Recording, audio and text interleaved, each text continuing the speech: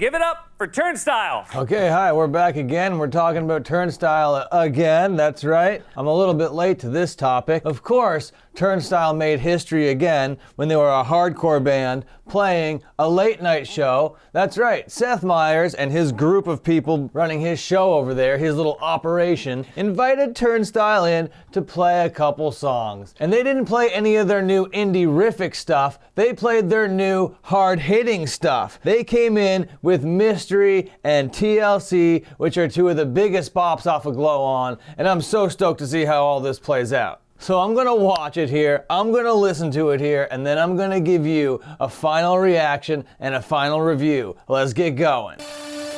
Okay, I gotta pause it here and just be like, I'm fucking so stoked. This is amazing. I'm grinning from ear to ear.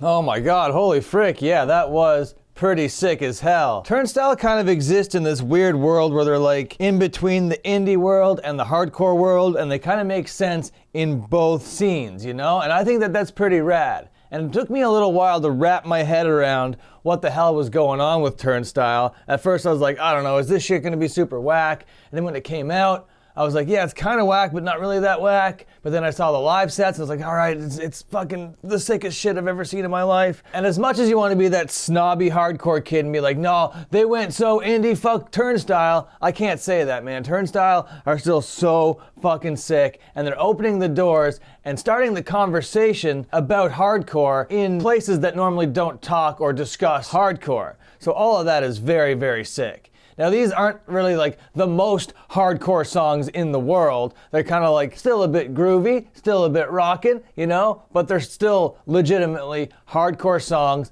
coming from a hardcore band that is in the hardcore scene, and they just played Late Night with Seth Meyers and the Tiny Desk concert. These guys really are breaking new ground and making new waves for the scene in 2022. And what they're doing isn't something completely revolutionary. Hardcore bands have dabbled in indie sounds before because both scenes exist in the DIY underground reaches of the world, okay? So it makes sense that there would be overlap.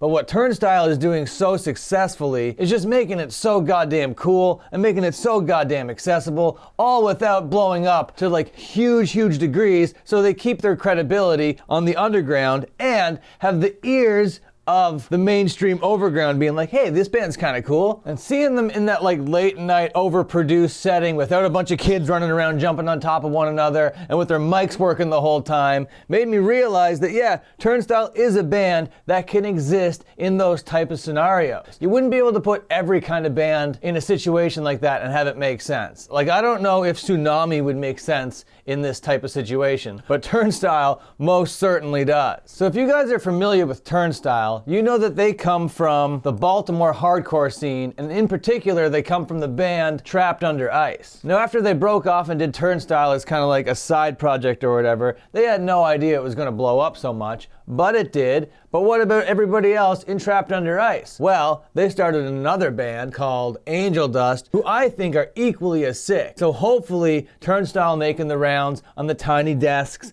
and on the Seth Meyers, I hope opens the conversation for Angel Dust to come on in, because they are like a little bit even less aggressive than Turnstile, but still just as sick and come from the same scene, the same world, and I think it would be a fucking great representation of our scene in the mainstream. Because I know both are at odds most of the time. It's like you can't have like the DIY scene and the mainstream scene existing simultaneously and symbiotically. But in this case, it is happening, and it's totally amazing. Now, anytime I come on this channel and say anything just a little bit critical of Turnstile, my comment section and my like to dislike ratio is a fucking nuclear war zone. So let that happen again. I will respond to every single one. And if I don't respond with words, I will at least put a little heart on it. You know what I'm saying? So that's about it. I'll catch you around the bend. And until then, watch more of my videos.